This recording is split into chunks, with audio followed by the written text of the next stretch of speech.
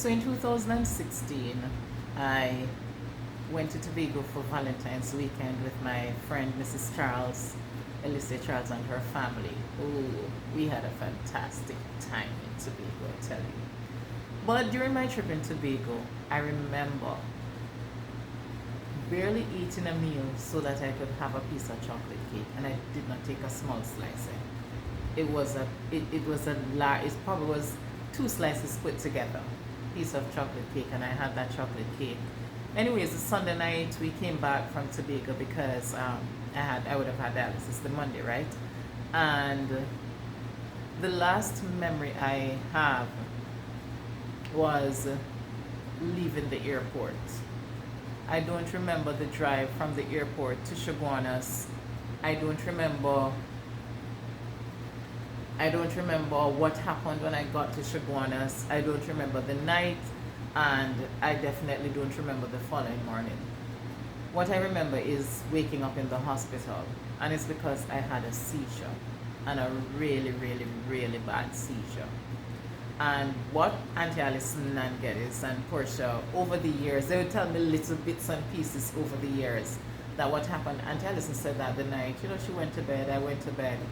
She said I didn't stay out long that, and I'm a night person. She said I didn't stay up long that night. I went into my room pretty early, and they went to bed. And she said at some point in the morning, early in the morning, maybe like about after 2, she got up and she was praying. She was awake and she was praying.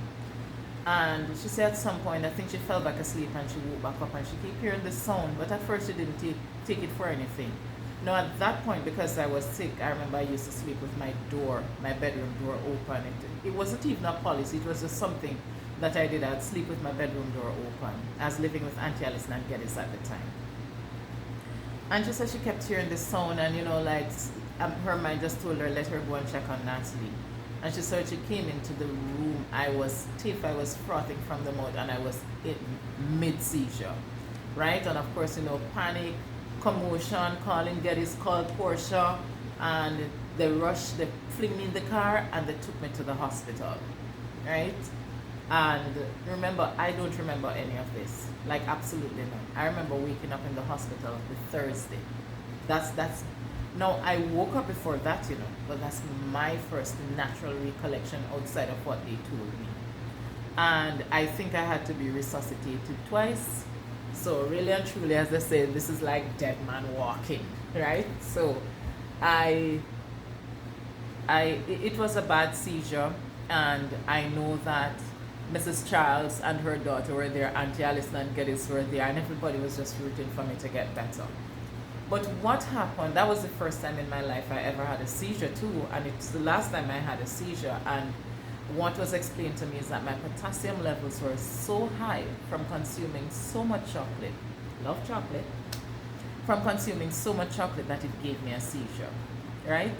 And I'm sharing this with you again to reiterate the point that you need to pay attention to what you eat. Learn the things that work for you and work with these things. You understand? Yes, I have on a shorts, right? I'm not naked. Well, almost fully naked. Right? So learn the things that work for you. Learn the things that work for you and avoid the things that are bad for you. There's no use in, if it doesn't mean I won't have a piece of chocolate cake, but it means it's going to be the regular size, and I'm not going to eat that entire slice in one go. I'm not so stupid again. That's why I'm telling you, you need to learn about this thing that you're dealing with. So, one of the things they told me as well is that I got up and I tell them the exact thing over and over and over again, because I didn't remember that I'd said it before. So this seizure affected my memory because it was that bad. I'm telling you, I remember when I went back out to work, I was still at I-95.5 at the time, and I would be in the middle of a sentence and would remember what I was saying. Listen, I can't explain to you what that is like. I've always been a note taker, right? I've always been a note taker, and I always have a book close by, and I love these color coordinated ones even though they're so expensive, because I can kind of organize things, in terms of if I want to look for this, look for that, I'll know what color to go and look for. right? And I remember having to write down almost everything. For the first time in my journalistic career, I had to write down questions. Not because I wouldn't be able to just come up with a question out of my head, but that I'd remember the question now and in 2 seconds it would be gone. And I think even to this day, I can see some effects of the memory loss. Um, but it's definitely not as bad as when I just had the seizure. Nowhere close as bad as when I just had the seizure. Because I really struggled then. When I tell you I struggled, I really struggled then. But as I said, a thing about acceptance is that you find what works and you pivot, you make the shift so that you can survive. So I just decided, okay, I was always a writer. I was always a note taker. So just write it down so that, you know, if in the middle of something you forget, you just go to one of your questions. Or what I'd find myself doing at the time is that I would pad. I would pad and pad and pad, or sometimes until it comes back to me. Sometimes it wouldn't. Even though sometimes I'll be in the middle of a conversation, but the thing is, I notice it more readily now. You know, I'd notice it. I'd realize that, okay, I forgot something. What was I saying? I'd question myself. So I am managing it. I am handling it. As I said, it's nowhere as bad as what it was like in 2016.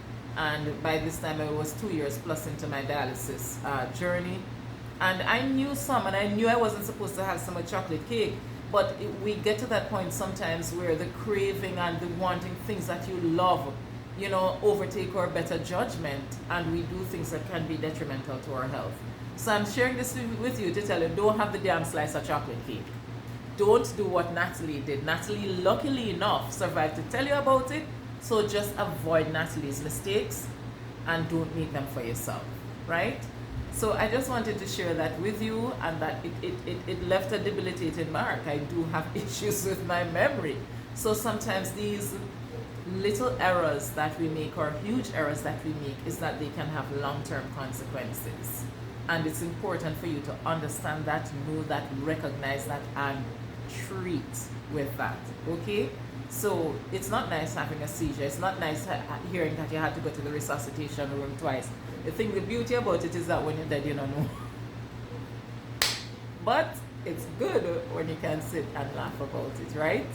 So I'm happy that I'm here to share this story with you. And it's not a good story, but you know, I feel good about the fact that I can share it and that I'm here to tell you about it. So from that perspective, I can't say I'm happy I went through it, but it's okay that I went through it so that I can share it with you. All right, so that was seizure number 1 and seizure number final. Thank God. We don't know if I can have one down the road, but I'm happy that's the only time I've ever had a seizure in my life, and hopefully it never happens again, because you're not aware of yourself when you're having a seizure. And as I said, the effects can be long lasting, and I'm sure it could have even been more detrimental. Please remember to like, share, and subscribe. Subscribe, please, and get your friends and family to subscribe. It may, as I say, it may not be dialysis, it may not be renal failure, but it may be cancer or lung disease or cirrhosis of the liver. But the thing is that we all can learn something from each other. You know what I mean? So please subscribe, like, and comment. All right, guys. Another one bites the dust. See you for the next in the next video. Bye bye.